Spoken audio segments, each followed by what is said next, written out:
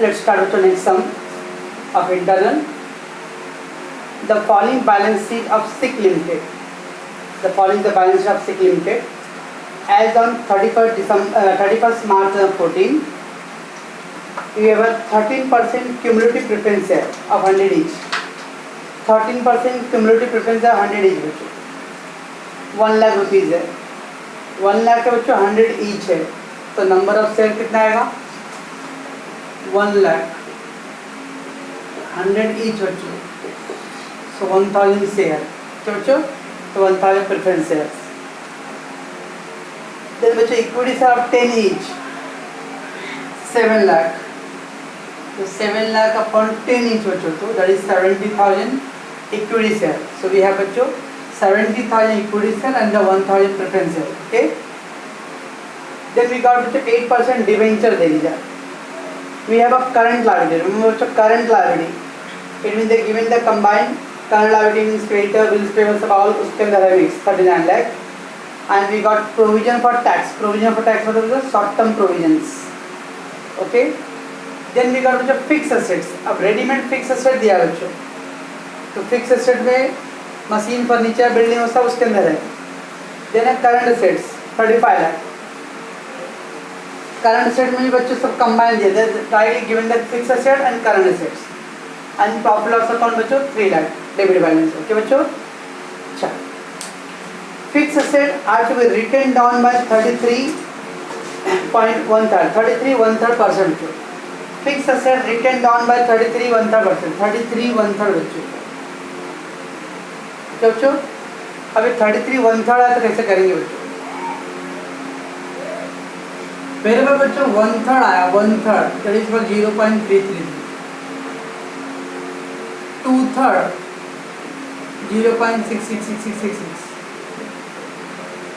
1/4 0.25. 1/2 तो मालूम है 0.5. 3/4 0.75. 1/3 मतलब बच्चों 0.333. 2/3 0.666. 1/4 0.25. 1/2 0.5. 3/4 0.75. अब देखो बच्चों 33.1/3 है तो 33 अंदर 1/3 मीन्स बच्चों 0.333. तो 33.333 ऐसा करना है बच्चों. इससे संबंध 10 2/3 तो क्या बच्चों 10.666666. इससे संबंध 15 1/4 that is 15 point बच्चों 25. 5 3/4 5 और 3/4 मतलब बच्चों 0.75 3.5.75. Okay बच्चों like that. So here given the fixed asset written down by 33.1/3 बच्चों. तो 15 लाख का कैलसी पे बच्चों 33.33 करो. 15 लाख बच्चों कैलसी पे 15 लाख 15 लाख इंटू 33.3333 कर रहे हैं पूरा बच्चों. 33 कर रहे हैं यहाँ. That is 4,99,999.99 आ रहा है. That is nothing but a meaning of 5 lakh rupees. तो 5 लाख रुपीज़ क्या करना है बच्चों? राइट ऑफ करना है. फिक्स एसेट राइट ऑफ हो रहा है बच्चों. तो अपने लिए क्या बच्चों? Loss. Fix asset write off कर रहे बच्चों. That is our loss. Right बच्चों. तो capital reduction account debit to plant asset fix asset बच्चों. Current assets are to be revalued at 27 lakh. Current asset revalued at 27 lakh बच्चों. अब करंट एसेट का old value कितना बच्चों? 35 लाख. हियर गिवन 27 लाख बच्चों. So what is that बच्चों? Old value 35 lakh, new value 27 lakh. तो new value reduce हो रहा है ना बच्चों. तो अपने क्या है बच्चों? लॉस. तो 35 लाख टू 27 लाख बच्चों. That is 8 lakh rupees reduce बच्चों. इट इज आवर लॉस बच्चों. तो लॉस तो बच्चों capital reduction account debit to current assets. Preference shareholder decided to forgo their right. Forgo मतलब बच्चों कैंसिल. तो देखो नए नए वर्ड बच्चों आ रहा है. राइट ऑफ, वेव, ओके बच्चों, रिमिशन वर्ड आया था बच्चों. इस तरह के नए नए जो वर्ड आया ना बच्चों कहीं पे बुक में लिख के रखने का एकदम डिटेल में. ओके. तो इससे आपको आइडिया रहेगा कि हाँ ये सब वर्ड आते तो इसका मतलब क्या होता है बच्चों. ठीक है. फॉरगो मीन्स बच्चों फॉरगेट, फॉरगेट कैंसिल, माफ किया. तो preference holder decided to forgo their rights to the arrears of dividend which are arrear for 3 years. 3 साल का बच्चों प्रेफरेंस डिविडेंड एरियर था। अब बच्चों प्रेफरेंस डिविडेंड बैलेंस शीट के अंदर दिया था क्या? नहीं। इसका मतलब सर बैलेंस शीट में नहीं है सर, आउटसाइड भी नहीं दिया है। ऐसा कोई जरूरी नहीं दिमाग में रखना बच्चों बैलेंस शीट के नीचे देना चाहिए नोट में। अल्टीमेटली एडजस्टमेंट में दिया ना बच्चों, तो भी एक तरह का क्या है, फिक्स्ड एसेट्स बच्चों, मतलब फॉल्स एसेट्स है, मतलब अनरिकॉर्ड लायबिलिटी है बच्चों, continuous liability, sorry fixed asset बोल रहा हूँ, कंटीन्यूअस लायबिलिटी बच्चों। Okay, the preference dividend are decided to forgo the rights of arrear dividend which are arrear for 3 years. तो 3 साल का बच्चों कंटीन्यूअस लायबिलिटी है, और क्या हो रहा है, कैंसिल हो रहा है। कंटीन्यूअस लायबिलिटी कैंसिल बच्चों, नो प्रॉफिट नो लॉस और नो एंट्री बच्चों। ओके बच्चों, taxation liability of the company settle and paid 4 lakh. हम लोगों ने बच्चों प्रोविजन फॉर टैक्स कितना किया था? 3 लाख का। इट मीन आज पता अपना आवर कैलकुलेशन बच्चों, we have decided that we will pay the, actually decided क्या, वी हैव थिंक दैट बच्चों आवर इनकम टैक्स कितना आएगा बच्चों? 3 लाख का। बट गवर्नमेंट ने 4 लाख दे दिया बच्चों। अब गवर्नमेंट से कौन पंगा लेगा बच्चों? We have settle and paid 4 lakh pay किया बच्चों। बट अपना रिकॉर्डेड लायबिलिटी बच्चों 3 लाख का। रूल क्या बच्चों? Recorded liability settle at more than book value, it is a loss. Settle मतलब पेड बच्चों, more than book value. 3 lakh सोच के रखे हो और 4 लाख पेमेंट करना पड़ रहा है बच्चों, तो एक्स्ट्रा पे करो ना, जब जाओ लॉस बच्चों। So your liability is 3 lakh recorded था, but you have settle and paid 4 lakh. चलो एंट्री क्या आएगा बच्चों? पेड क्या, पेड का cash goes out, cash goes out बच्चों टू कैश बैंक। ठीक है बच्चों, गोज आउट। 1 लाख का और अपना लॉस हो रहा है, 1 लाख का लॉस हो रहा है बच्चों, तो capital reduction debit, capital reduction debit. Okay, and provision for tax account debit बच्चों 3 lakh.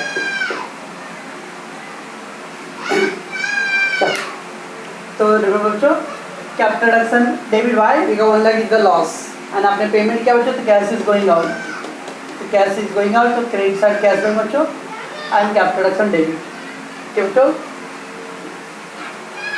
so taxation liability of the company settle and paid, settle and paid, settle कर दो फिर टू बच्चों, and paid 4 lakh.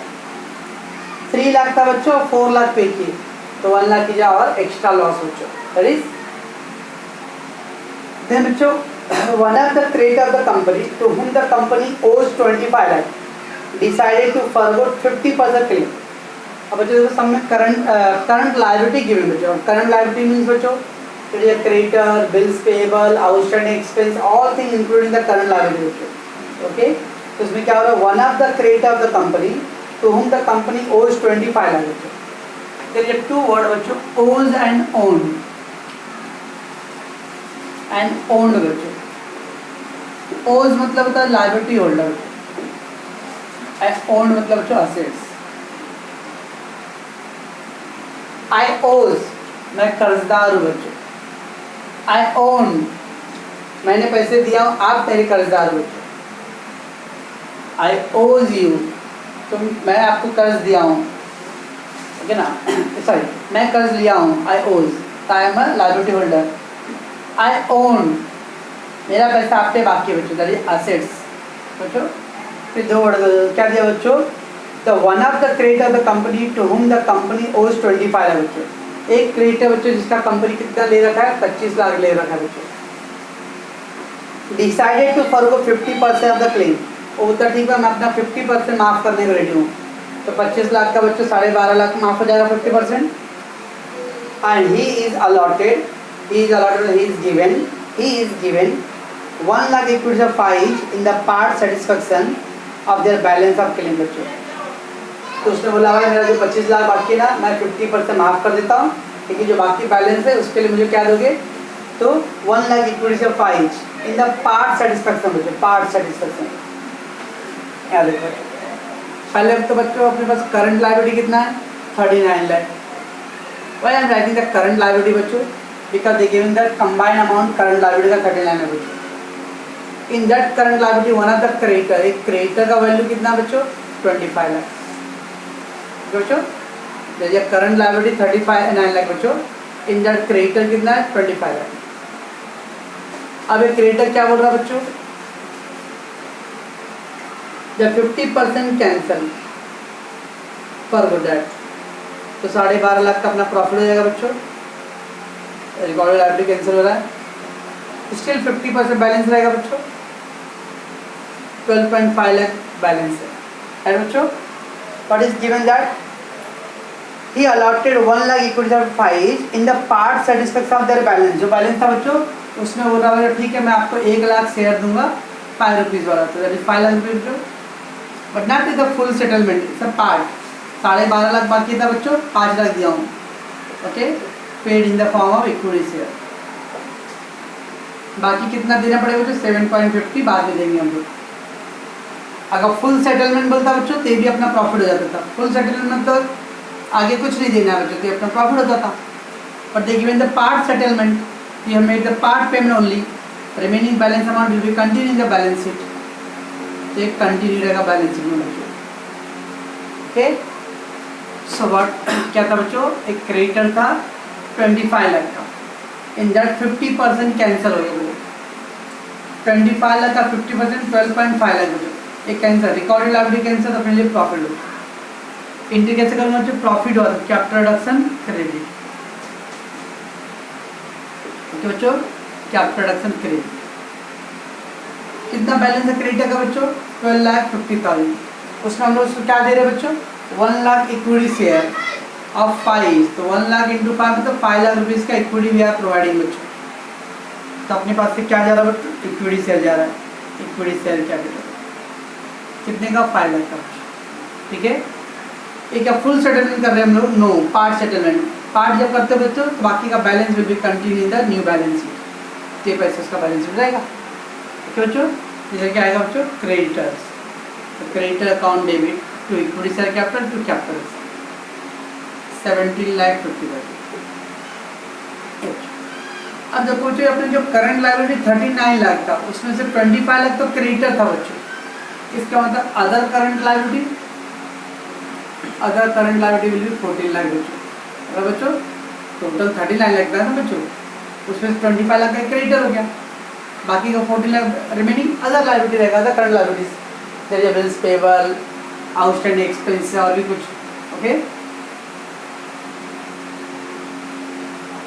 So one of the creditor of the company to whom the company owes 25 lakh decided to forgo 50% of his claim बच्चों, okay.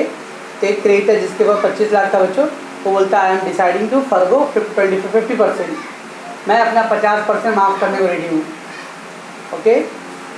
तो उसका 50% माफ़ हो गया बच्चों, बाकी बैलेंस 50% है। He is allotted, he is allotted मतलब ही मतलब कौन? दैट क्रेडिटर, उसको हम लोग कंपनी ने क्या दिया बच्चों? 1 lakh equity share they providing of 5, तो 1 लाख शेयर इंटू 5 बच्चों 5 लाख रुपीज़ का, ओके। कितना उसका बैलेंस बाकी था बच्चों? 12.5 लाख। 12.50 लाख के बदले में खाली 5 लाख दे रहा बच्चों, तो सर ये भी फायदा है, प्रॉफिट।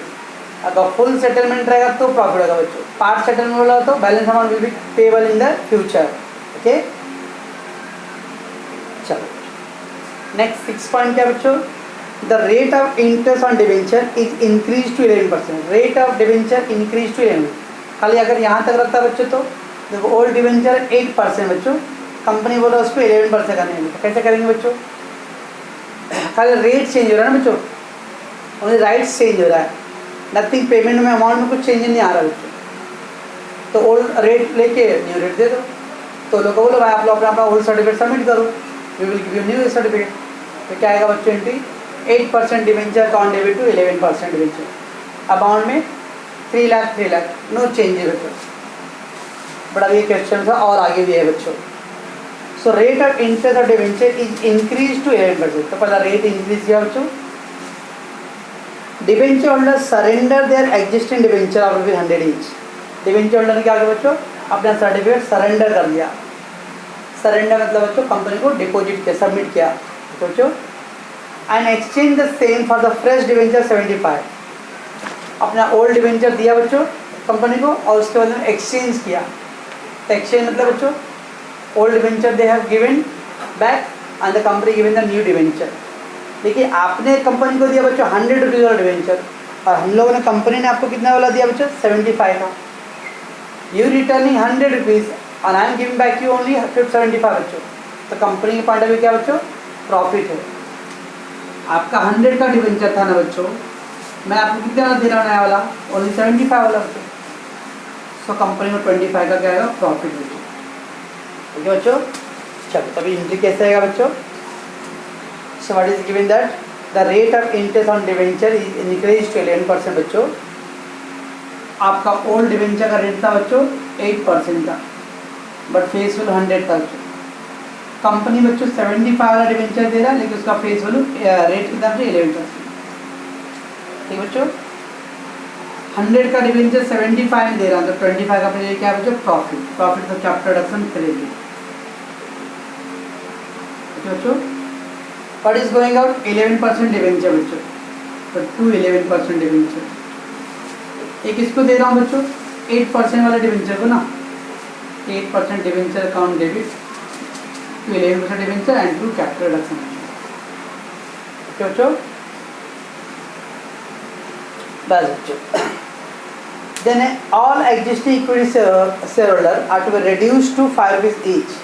ऑल एग्जिस्टिंग मतलब बच्चों old, all existing equity share are to be reduced to 5 rupees. तो जो भी आपका ओल्ड इक्विटी शेयर बच्चों वो क्या हो रहा है, रिड्यूस टू 5। अब ओल्ड वैल्यू कितना था बच्चों, 10 रुपीज़, अभी कितना हो रहा है, 5।